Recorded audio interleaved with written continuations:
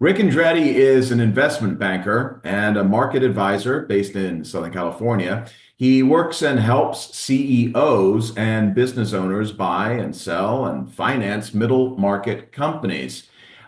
With his insight into small and medium-sized businesses, with what is going on in the world today and what we can expect in the future, I thought Rick would be a fantastic voice to discuss our expectations with the economy. And you can find Rick at rickandrade.com, and you can also read his articles, which are fantastic. He's a very good writer at CEO World Magazine. And you can also follow him on LinkedIn. Welcome, Rick. How are you?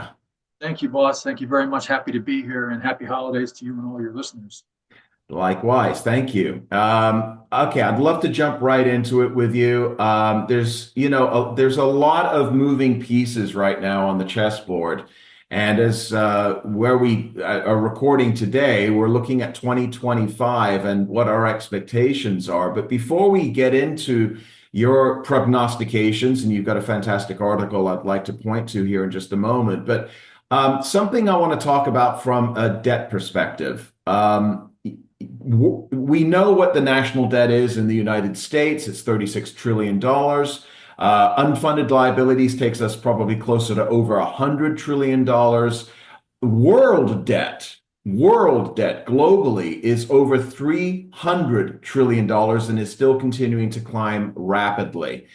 What impact? I mean, a lot of this has come from COVID measures and a lot of government and central bank spending. But what impact do you think this is going to have, not just on the United States, but as a global situation for the macroeconomy moving forward? It's a tough call. The reason it's a tough call is because we have a $2 trillion deficit right now, and we can't seem to get our arms around how to reduce it because two-thirds of it is legally bound obligatory spending. So that means our debt is going to keep increasing as long as our deficit keeps increasing. And that's why the Doge guys are in town, to use the Clint Eastwood metaphor, to try to figure out if there's a way to reduce some of those expenditures to see if we can reduce some of our debt. It's all about us. We're the best house in town, the biggest game, all the rest of it from all over the world. That's why so many people from around the world, countries, businesses, and elsewhere buy our debt because we pay it back, because we have laws that protect it. So, yes, it's up there, but it's really about the deficit and making sure that the interest that we pay isn't more than, say, 3% of our GDP. That's according to Janet Yellen. So when you've got interest rates that, I mean, they're ticking down very slowly here, you basically still have a very expensive form of financing this debt. And, I'm worried from the standpoint of, listen, our focus is the business owner.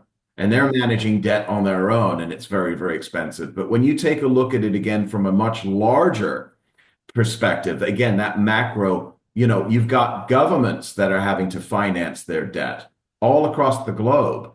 We can take a look at it from the standpoint of how that impacts entitlements. You've just mentioned Doge, the Department of Government Efficiency, that should be kicking in here in 2025. But there doesn't seem to be a huge amount of leeway that they have in reducing expenses. You've got fixed entitlements. You've got fixed, I mean, there's from a percentage standpoint, you may not be able to touch more than about 30% of the actual expenditures, right?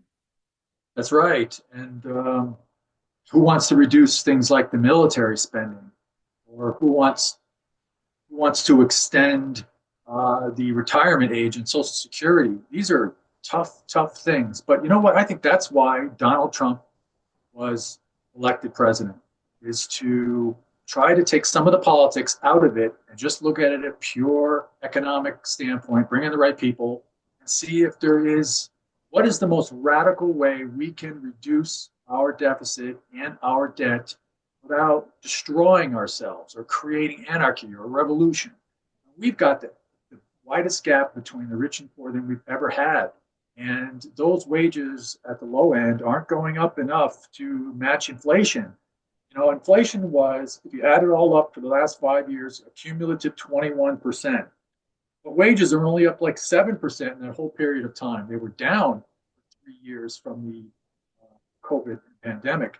And now what we have is a situation where consumers are facing a huge amount of accumulative inflation on products, some of them we talked about before, and the consequences of having to deal with how to pay for those things. Not only that, but we've talked about credit cards, delinquencies going up, and people putting their home basic expenses on their credit cards. This is not good for the lower income folks and middle income folks.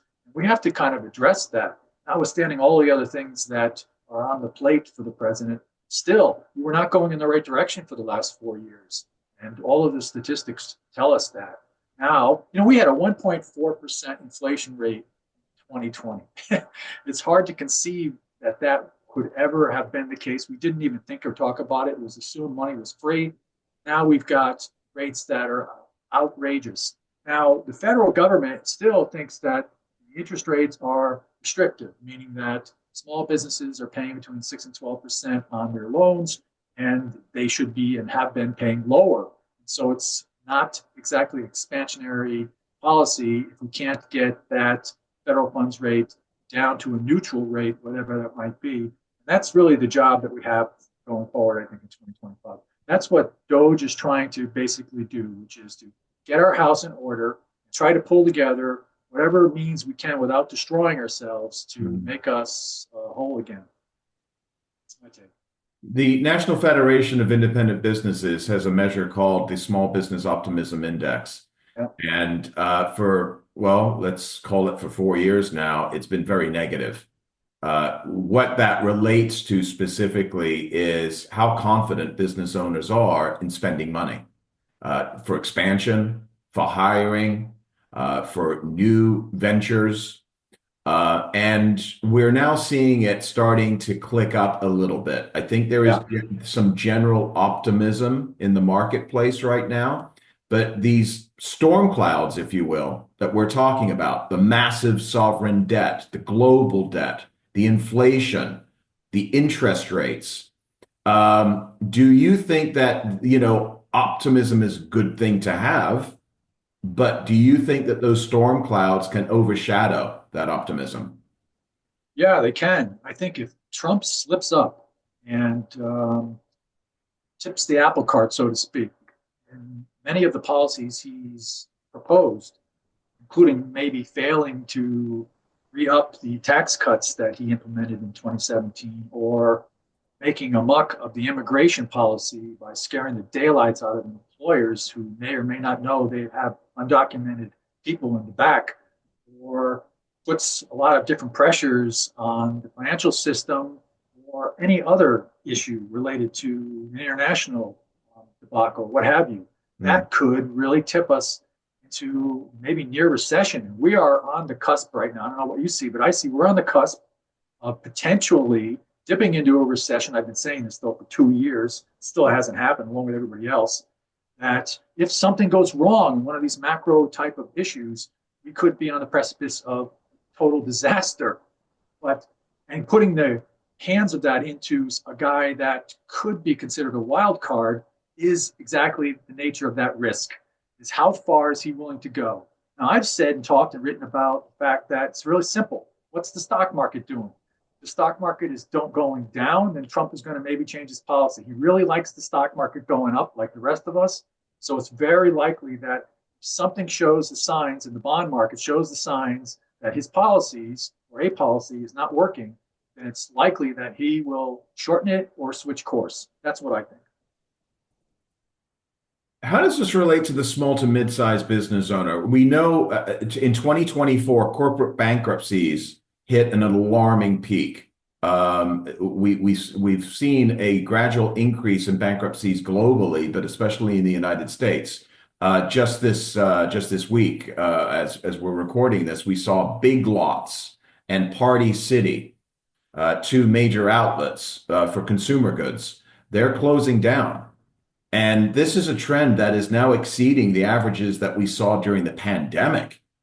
So we know Rick, you just talked about this. Interest rates are definitely a factor in managing debt. That reduces your cash flow, right? If you're spending more money on interest payments, as the country is doing, but as a corporation, as a small business owner, if you're spending more money on debt, you've got less money to invest into the business.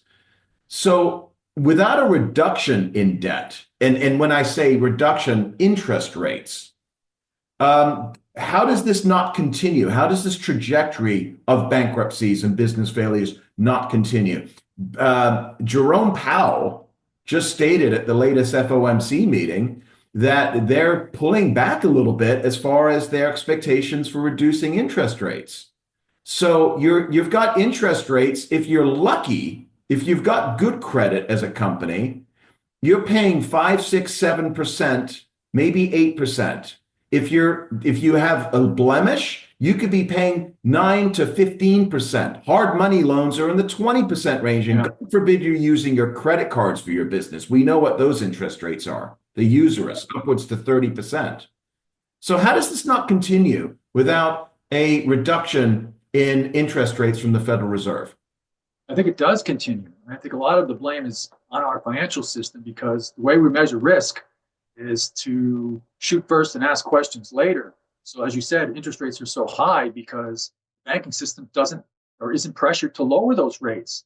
So the consequence might be the Fed has to do a quantitative easing in order to try to loosen up the economy a little bit more, goose it from their point of view. And still, that's got to flow through the financial system in order for businesses to anticipate lower rates. My expectation was that they were anticipating lower rates. Stock market was going up accordingly because the Fed had broadcasted that it was going to reduce rates significantly through the course of 2025 and into 2026. And that was supposed to goose small business lending to lower their rates and help them achieve higher sales. But if that does not happen, then we're going to either have a stagflation type of thing or something where these businesses are going to increasingly fail. The consequence of that might be that jobs are then hurt, and we have this sort of rolling ball down the hill type of thing. I really would not like to see that. You've been in valuations as well, right? Over the years, you've looked Oh yeah. at different businesses. What are you hearing right now from the business sector, from clients, colleagues, friends that are business owners? Where do you think that the business community is right now as far as the psychology goes? Well, it depends on the size of the business. The smaller businesses are really concerned about the cost of capital. They're really concerned about whether they'll get the price they think that their business is worth. And it's our job to come in and say, well, here is a comparison of other businesses like yours that have sold recently, and this is what it's worth by that comparison. Yours is better or worse, so we make an adjustment, just like in the real estate market, or whatever needs there might be in that property versus another one that's sold for more. So the idea is to help business owners triangulate what the value of their business is based on the macroeconomics that are out there right now. And so for middle and larger size businesses, probably couldn't be better. Stock market was doing pretty good. Multiples are up. A lot of business owners are looking to retire. It's the perfect exit opportunity. And so off they go. Let's say, Rick, go out there and do the best you possibly can. And in a market that's trending up, meaning there's trillions of dollars sitting on the sideline waiting to be invested in these businesses, they were just waiting for interest rates to settle or go down. Mm-hmm. And I was really looking at them going down, not settling here. So that might mean that we have to really rethink. If 4.5% is the 10-year rate, and that's going to stay that way for the whole year, then we've got to up our clients to like, look, that's going to be the rate plus whatever numbers it requires on top of that to manage the risk. And that's kind of where we are. If you think that your business is not valued, given that our analysis, which is a spreadsheet cash flow, to determine what we think the market might provide for you and what other businesses are selling for, if that doesn't match your pro forma, then you're going to have to sit out and wait. But I will say this, that a lot of business owners have been sitting out and waiting since COVID. I have a deal now that's closing 5 years later after COVID. I had it sold in 2020. And then boom, we shut down our entire economy. This is a $150 million business in the Southeast. They make mayonnaise. And the idea was we're ready to go. We had a good valuation. We had a buyer. We had it all lined up, and then kaput, went to crap. So then we started to think about, all right, well, let's pick it up another year later. Turns out that the value of the business and the people that were looking to pay for them wasn't there anymore. They were not willing to pay as much, and there was less of them. So the buyer took the business off the market. And that means that a lot of that pent up demand for buying business and selling businesses was waiting for the right opportunity, really for Trump to come in and say, okay, I'm going to settle things down here and make it a lot more um, advantageous for you financially to sell your business. And so I see 2025, like everybody else, IPOs, M&A, refinancings, a whole host of activity, as you have been saying, that you're seeing as well, as picking up, as long as there isn't any macro shock to the system that could happen based on what the bad and the ugly say might happen in 2025 under Trump. I want to get to the good, bad, and the ugly in just a moment with you, but I think one of the systemic threats that we're going to be seeing over the next year to year and a half is regional banks are deeply concerned about this, is the resetting of approximately 50%, 50% of commercial real estate loans. That's an incredibly high number because those are 5 and 7 year term loans when interest rates were taken out when they were much, much lower. And you've had a devaluing of commercial real estate now. COVID precipitated it. Many people don't feel that they need an office. You're seeing retailers have more occupancy, and they need to service the debt of those buildings. And now, if those buildings are going to be reset, and we're talking about retail, we're talking about office space, we're talking about medical, we're talking about religious institutions, the list goes on and on. Any commercial real estate loan, if 50% of them are going to be reset over the next 12 to 18 months, and the valuations are coming in lower, but interest rates are much higher, what does that do to those that are on the bubble? And is that a threat to the macroeconomy? I don't think it's a threat to the macro economy because it's just not. Latest news on that is it's not as big of the problem that we thought it would be as a catastrophe if it all sort of reset at the same time and there was no return to work, real estate loans and leases could not be renegotiated, but all that's been happening.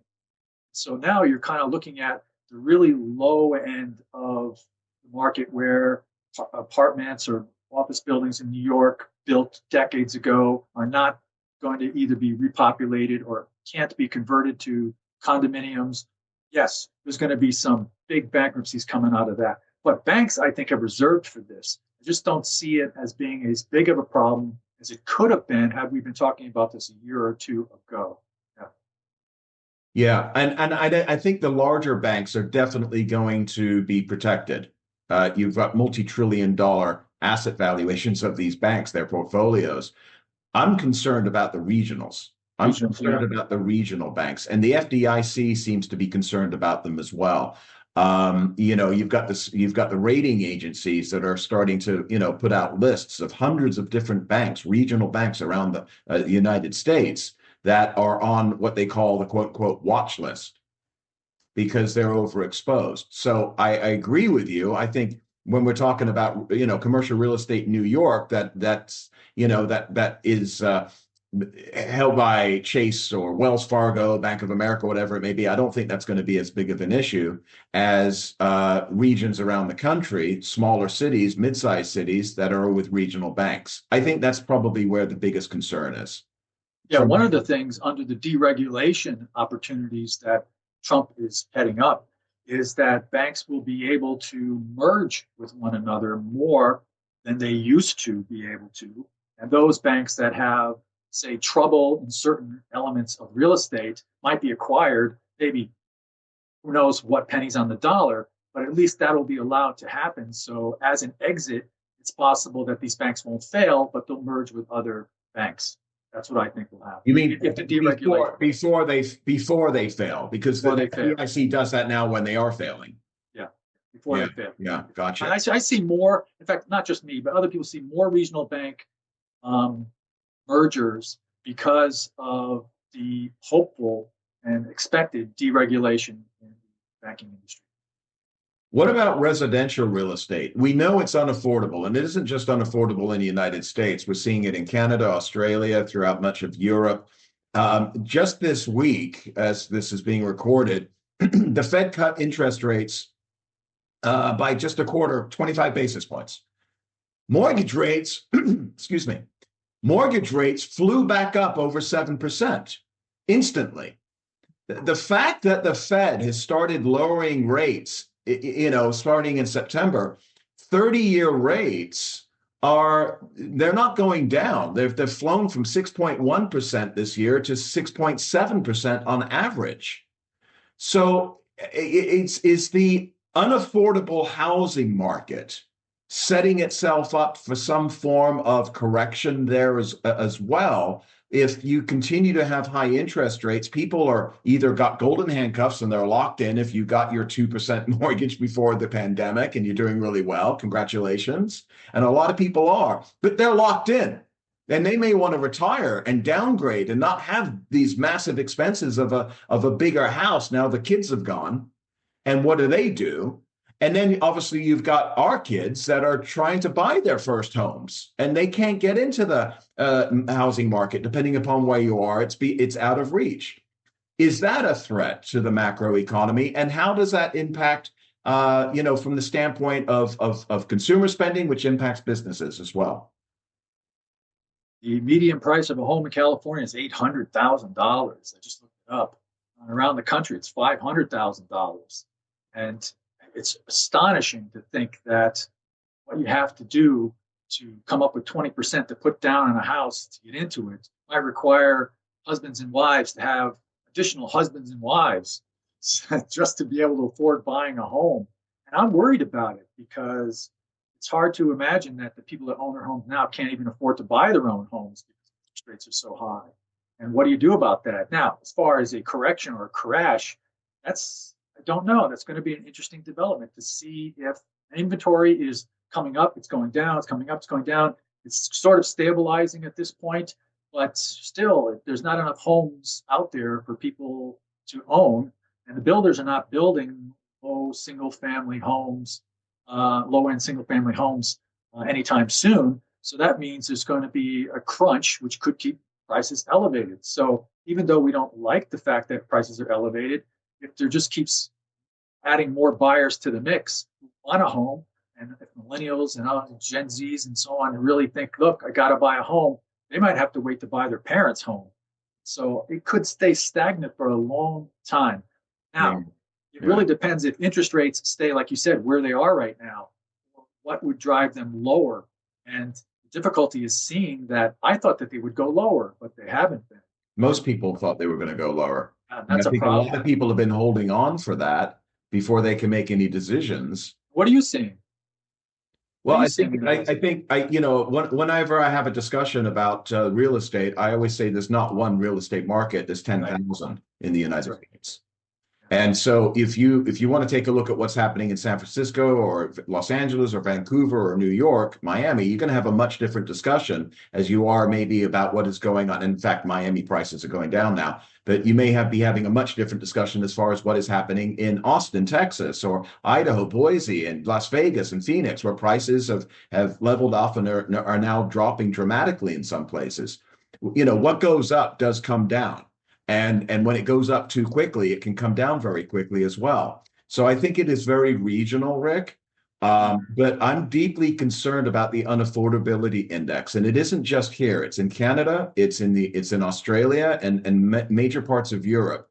And there's a lot of political pressure on the existing parties that are in power over this. And I think that you can see some massive turnover in political parties being, voted out because of this. It is such a big issue. I've got family in Australia. I was born and raised in London, England. We're seeing it in both of those locales. And it makes housing prices in New York City look like a bargain compared to what you're seeing in England and Sydney in Australia. Well, what can we do? That's the issue. So that's the issue.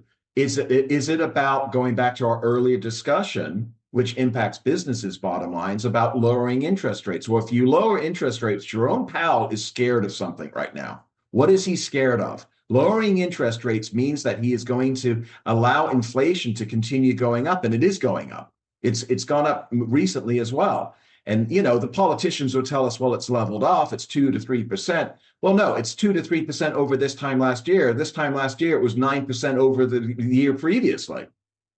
So you're even CPI, which it conveniently doesn't include food and energy prices, you know, the biggest expenses that families have, that's taken out of the equation. It is even the government statistics are showing over a few years, you're seeing 15% increase. Now, if you follow shadow stats, a lot of people say that it's closer to 25 to 30%. We all see it. We all see it when we go to the markets. So I don't know how that's, you know, if you lower interest rates with the idea that you want to make it easier for affordability of homes, what does that do for inflation? That's the catch 22 that I would not want Jerome Powell's job right now, Rick. Yeah, yeah, yeah. It's difficult because how to reduce mortgage rates is the key question. And if the levers and tools that he has right now aren't working, then the only thing you really can do pragmatically is Yeah. buy down interest rates by buying points. And builders, the big builders are doing this. They're buying down the rates by buying points. And so you can get a 6% mortgage if you put down 2 points or more, like 2.5 points, something like that. So that, you know, increases the cost of buying the home, getting into the home, but at least you can try to negotiate it somewhere along those lines. Still, for you and I, these are historically high numbers, and we can't see ourselves switching homes just to get a higher interest rate. And so we have a hard time understanding, can our kids step into those homes at these higher interest rates? And if not, how can we help them? And so the idea might be to try to come up with some way to buy down points or some way to lower interest rates. But I don't know that the federal government can do anything about I it. don't know what they can do. When they messed around with it in the early 2000s, we all know how that ended up. I mean, you know, you had Freddie Mac and Fannie Mae, and they were providing all sorts of different things through FHA, making it extremely easy for people to get into homes. And we'd like to see that again. But at the same time, you know, you ended up getting a lot of unqualified buyers into homes Yeah, as well. yeah, And that ended up as a mess. Okay. You're a fantastic writer. I want to discuss your latest article, 2025, the good, the bad, and the ugly year ahead. And folks, yeah. you can find this at ceoworld.biz. Just go on to their site and look for Rick Andrade. And this is a terrific under the CEO briefing from Rick. So I wanted to talk with you about it because although we've touched upon a couple of the threats here, you're talking about looking forward. I want to get first of all the good, as you refer to the Clint Eastwood, the good, bad, and the ugly. Let's talk about the good first. What you are optimistic and hopeful about. Well, I was looking at it from a Trump candidacy, Trump administration point of view. And what he has said is the good are his tax cuts. That's going to be the number one thing that he needs to roll over from his tax cuts previously. He's also promised to try to goose corporate profits more by lowering corporate rates from the 21% that he brought them down to 15% if you build at home. So a lot of reshoring and onshoring is happening already because he's going to try to tariff China, but that's another incentive to build stuff here because your tax rate will be lower.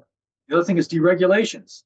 So if the government is getting out of the way of, and I note in my article of 100 plus businesses and agencies that signed a letter saying, look, these are all the things in our industry from OSHA to FDA to EPA. So all these agencies that have overburdened us with costly regulations, we think should not apply, at least to us.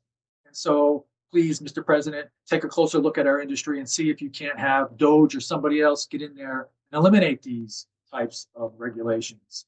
And that might help goose some profits because you won't have to spend as much on complying with various regulations. They, as you know, they are abundant. And under Democrats, they love these types of regulations, constantly burdening the businessman with, you know, the latest one was too much heat in a job. If you're overheated, then you have to have precautions to avoid heat stroke.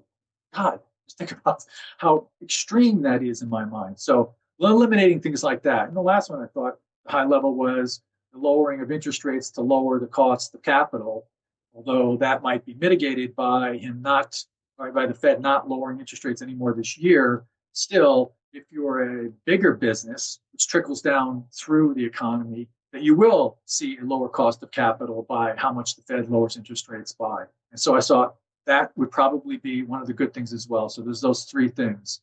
Hmm. That's what I outlined in the article. The good. Yeah, and I generally would agree with all of those. I think deregulation is definitely going to be the most impactful. And I think when we go back to the NFIB Consumer Pricing Index, I'm sorry, the Small Business Optimism Index from NFIB, that was one of the biggest issues that people were focused on. Regulations, the regulatory state is really has made, and it's increased exponentially in the past several years. Okay, it was always in an upward trajectory, but it's hockey stick level trajectory Yeah. in the last few years. And people, business owners, you and I have clients that spend an inordinate amount of time just dealing with compliance. That's time that should be invested in growing your business. And instead, you're dealing with paperwork and documents and hiring people and spending money on people to make sure that they're doing it effectively. So if we can figure out a way, and I don't think anybody is saying that we want the wild, wild west, that people should be able to pollute rivers and the water and the sky. Of course not. But in an over in excess of regulations, if that could be reduced, I think that could be most impactful, even beyond tax decreases and interest rates. Maybe, because we all have more time to focus on our business at hand, right? Yeah, absolutely. If you can drill more without worrying about the EPA coming down on your back, or you can Mhm. build a pipeline to get oil from one place to another or natural gas, that's going to help our economy in general. So, Right. yeah, Right. deregulation definitely a big one. Now let's talk about some of the threats, and you've outlined them in this article. The bad. You talk about Bad. tariffs and deporting illegal workers, which is a very controversial political issue. And neither you and I are taking sides in politics in this discussion, but this is what is on tap right now, as what has been promised by the incoming administration. So, what are your thoughts here? Well, there's between 11 and 20 million undocumented immigrants. Did you know 80% of them have been here 10 years? Wow. Didn't know that. And so it's going to be interesting to see how that disrupts that dynamic. California, we have a $60 billion agricultural market here. Maybe half of the people who are in that industry are undocumented and their families. It's been argued that, well, we're not going to go after them as much, but Trump said, no, those people are on a list that potentially could be identified, targeted, and then, like other administrations, you get in line, you pay a fine, and you deal with it that way. But others, if they've got a criminal record in a family, that the whole family could be subject to deportation. So, with 11 million possible at the low end to consider being thrown out of the country, what is that going to do to the businesses that support them and the people that work at those businesses who are documented? And how is that going to flow through the how people think about the Trump presidency? So it's going to be an interesting dynamic to see how he handles the deportation thing. Now, I understand building a wall. I understand what you can do with an executive order versus what Congress has to do, which is to change immigration policy. But I also understand you can turn people right around at the border. You can lower and eliminate, reduce asylum claims. You can do these things for the people that are currently coming across. But for the people that are already here, which are, a lot of people say are taking our jobs, are filling up our schools, are filling up our hospitals, are getting on our roads, and just shouldn't be here for the nature of things. And that's going to be a really tough call. I wouldn't want to be in the presidential Oval Office to say, yeah, I'm going to break up these families who have been here 10 years. There's no criminal record on them, but because they are illegal, I'm also not going to give them amnesty like I think Biden wanted to do. So that's my view, is that it could be a huge ripple effect through the economy if he goes about this with, say, using the military to go into a business and ask for documents to prove that you are a legal citizen. What do you think? Everything I've been reading and the sources that I'm speaking to that are based out of DC, as well as just insiders, are telling me that it's not going to go that far.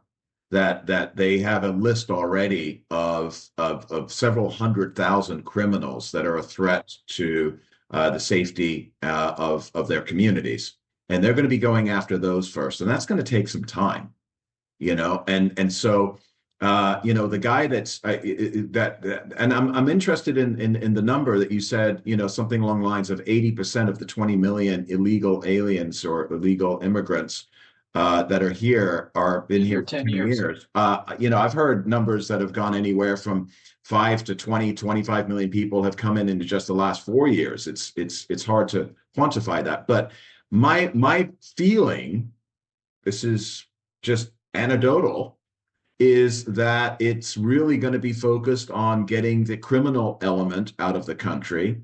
And that's going to take quite some time. And you have to remember, well, people voted for this. The stories, the human component that is going to be reported in the mainstream media over the next few years, Yeah. and we know their perspective, is going to make this even harder for many people to swallow. So I don't see them going after the abuelas, that have been here maybe 10 years and they're not documented. Um, for that reason alone. So the question is, if we have a sliver of that 20, 30 million, whatever it is, the number, I don't know, and how does that relate to the economy? How does that relate to businesses? Because if they're criminals to begin with, there's not a lot of them that probably have W-2, pay stubs, right? To begin Well, are with. you in favor of having the federal government go into a business and ask them to prove the employees are not undocumented? I think we do that now, don't we? Not to the Isn't extent there? that Trump is saying that he wants to do that. Well, And the last time he did it, it was pretty darn scary. If you remember a place down in the southeast really yeah. had to shut down its food place. Almost everybody there was an illegal immigrant. Okay. That could So, happen again. so I'm not the nuance of how that's implemented. I am not 100% aware of, and I'm going to tell you, I don't know what I don't know. Yeah. I do know that when you apply for a job, that you have to go through a verification. And that verification has been around for decades now. How effective it is, I don't know. Well, effective. I can tell you this. I'm a legal immigrant, and it took me 12 years to become naturalized after I got my green card. And many legal immigrants, especially what we just saw in the last election, that have come from Central and South America, don't want illegal immigrants in the United States either. They did it the right way. They should get in line behind me. And that is one of the things that is coming out. Now, relating this to the business world and the economy and how this will impact businesses, is it such a large number of people that are going to be pulled out of that factory that is going to implement not just that factory, but tens of thousands of factories that will have a detrimental impact on the economy? I guess that's what I don't know and what I'm asking. Yeah, well, that's the issue, and I think it can be done. You brought up criminals being 100,000. That's a drop in the bucket, but the message that it sends is the key. And so, if you rate a company because you already know in advance that most of them, 80% of the people there are undocumented, say in agriculture or something. The Mm-hmm. point is to make a big political hoopla out of it because you're trying to get other employers to either rat on their own employees, replace them, or get them to sign up to be in line. I think what you need to do is, this was proposed before, is get them in line. Get an opportunity where they can get in line, pay a fine, and become known as being undocumented on your path to citizenship. I Yeah. think that's a fair thing to do, and that's probably what will happen. What do you think? It's a very emotional issue.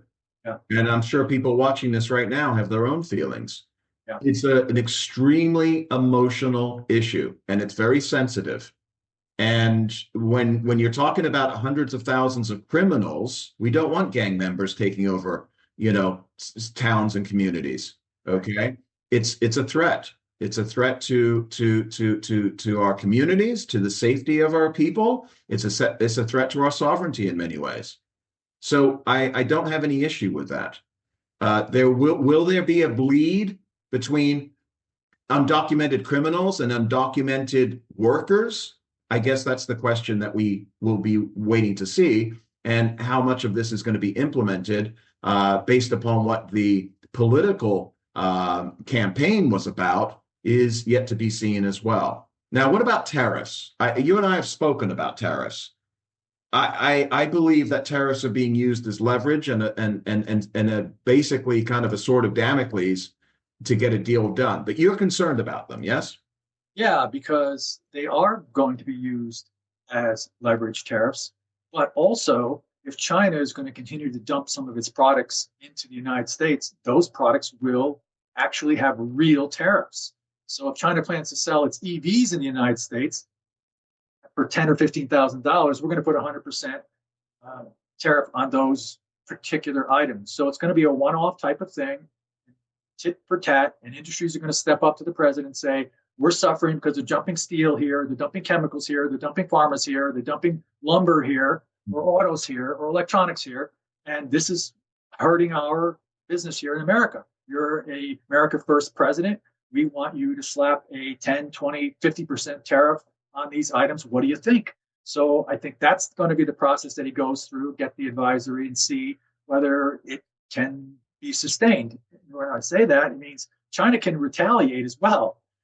They have rare earth minerals that we need to do a lot of things in our country. And Americans love buying textiles and toys and chemicals and everything else from China. So it's not going to be just easy to say, all right, Mexico, Canada, China, we're going to slap across the board tariff on you. I think that type of rhetoric is a leverage talking point type of thing.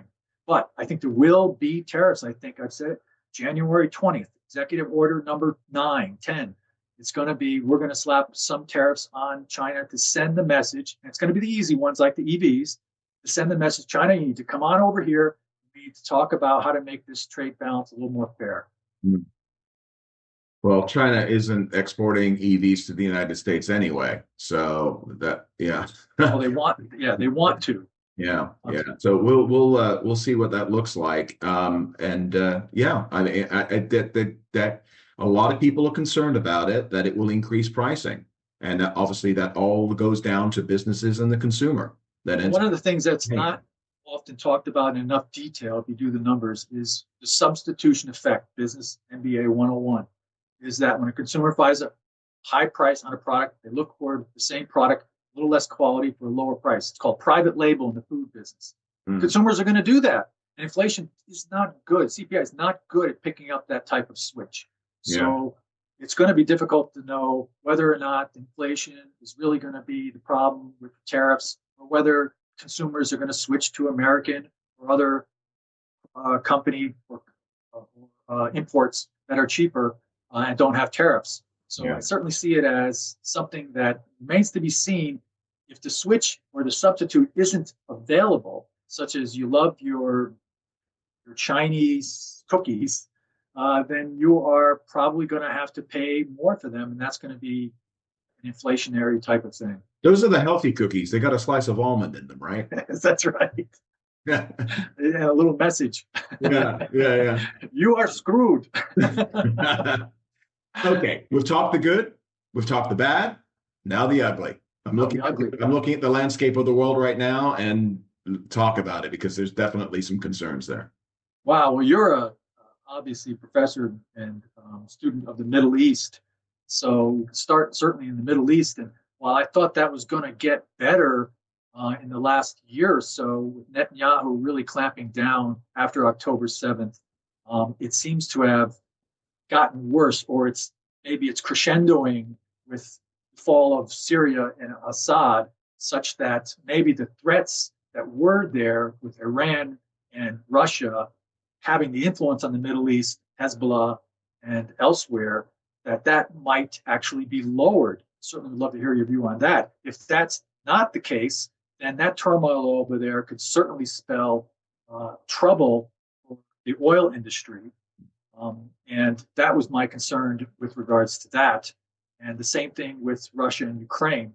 Russia is a huge oil producer, and if they don't stop their nonsense killing women and children in Ukraine, and we have to do something really crazy like embargo their oil tankers and other natural gas disposals to the extent that they get shut down, then that's also going to hit the oil prices. And my answer to that was, thank God for fracking. It's just amazing what we can extract out of our own backyard here in the Permian from natural gas and shale oil.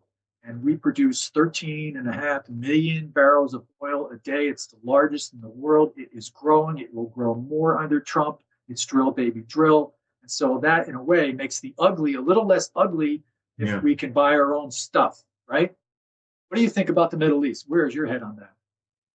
Well, I think, as we're talking from the standpoint of how it all impacts the economy, I think energy is the number one threat.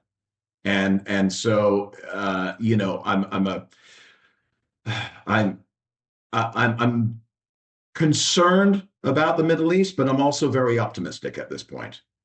I think that I said this to a friend the other night. He laughed at me. So I could be way off. I could be wrong.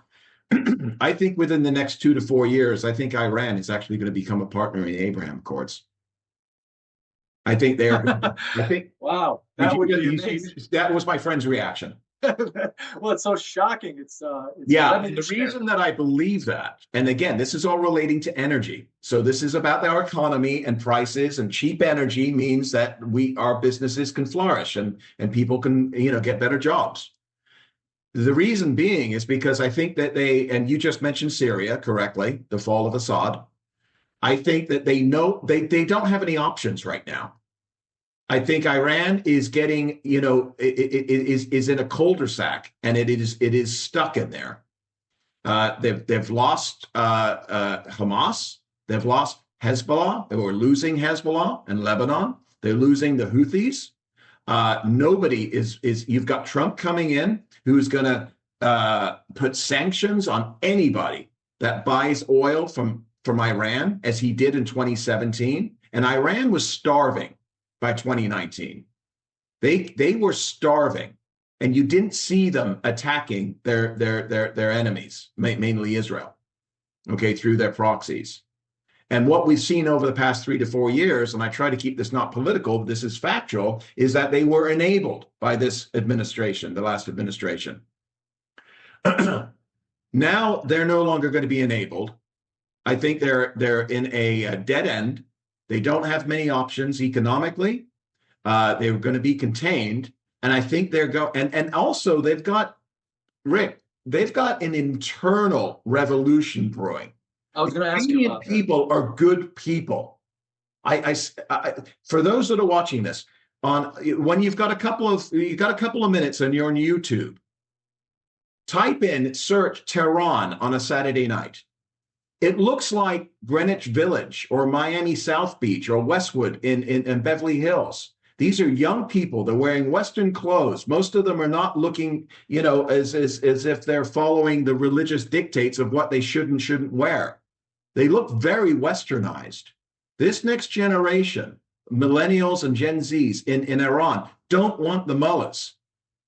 And so if you start to see this massive pressure, which starts with this administration, Trump's administration, and putting pressure on other countries not to buy energy from Iran, and they no longer have any other alternatives through their proxies because they've been contained, I think they come to the bargaining table with their tail in hand and try and work out a deal.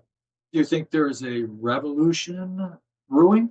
I think that they are deeply concerned about an internal revolution. And I also think, call me a conspiracy here. Let me get my tinfoil hat here. I think there are third parties that are trying to instigate that through very powerful global forces. I'm going to take my tinfoil hat off now. Well, it's certainly a possibility. I would love to see it without all the chaos and the mayhem because Well, there this is has been. this is recorded, so if in 4 years from now Iran isn't come to the table and they've been contained, I my mea culpa to you. Okay, Well, I didn't invent the term Arab Spring. It has been around before. 2011. So it really depends on whether a new Arab Spring can kick in and whether or not um, the the Iranians really want to step up to say, yeah, I think we have a voice in this, and we're kind Yeah. of tired of the old school. There's a lot of geopolitics. There's chess pieces. The playing field is changing. Got Turkey, regional hegemony, and a big power there. It's going to be a very interesting few years. And how that impacts energy prices, because America is about to really start ramping up, as you just said, drill, baby, drill. So independent, energy producer in the United States, that's going to lower energy prices. That means lower prices for the eggs and the milk that you're buying at the supermarket, the couches that you're getting delivered to you. And I think that's going to benefit as well. And if you see lower prices coming out of the Middle East and it opens up, I think that we are looking at a pretty good period on that side alone. The last fear I have is Taiwan, where I think China has been rattling its saber like crazy through the nine Mm. dash line in the South China Sea under Biden and threatening and bumping into ships there. There's tons of YouTube videos where these ships are smashing into one another. I thought that was only things kids did. Today I thought, okay, you shoot them or something, but they're just these childlike antagonizations, which just disturb me because they're China trying to flex their muscle in the South China Sea to say, we own this area. And oh, by the way, that little provincial island out there called Taiwan is also part of China, and we want it back. And forget this democracy type of thing. We want it to fall under Beijing.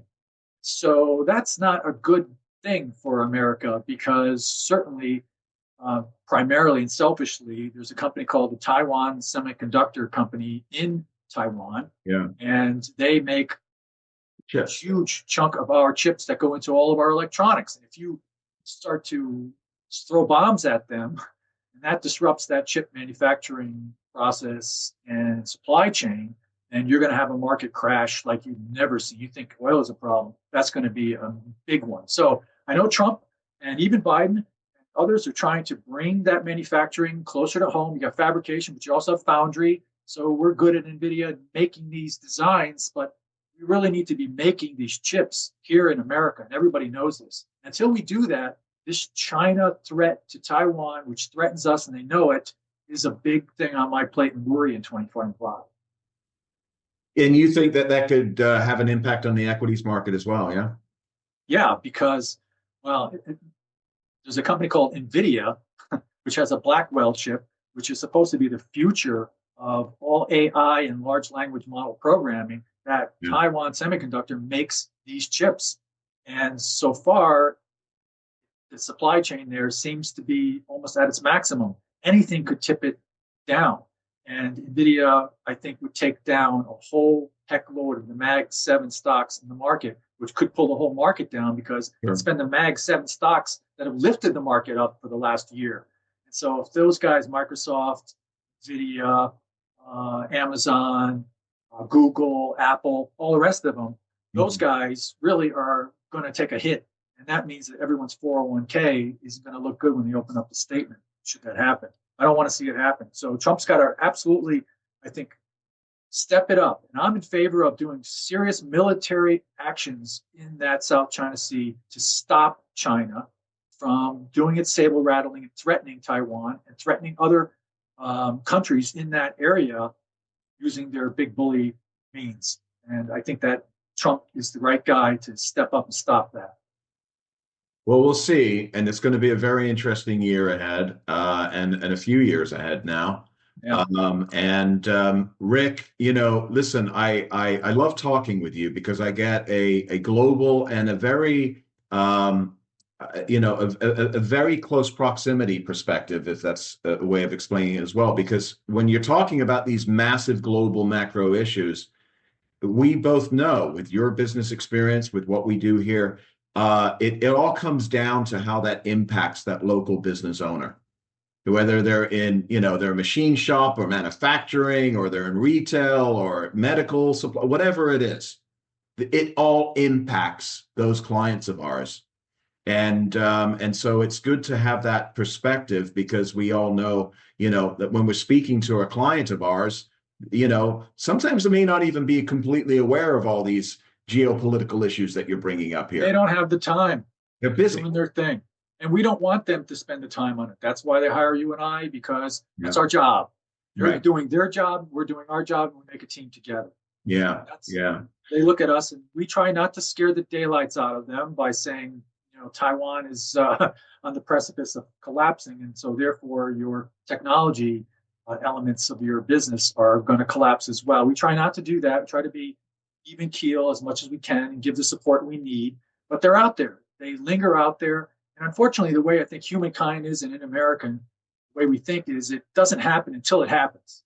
Yeah. And so you're Yeah. not really good at preparing for it. And I've said to you before, I said, look, if tariffs are going to happen and you need a product, an appliance or something, the appliances are going to up by 50%, 100% coming from China under Trump, because an American appliance manufacturer has lobbied Trump.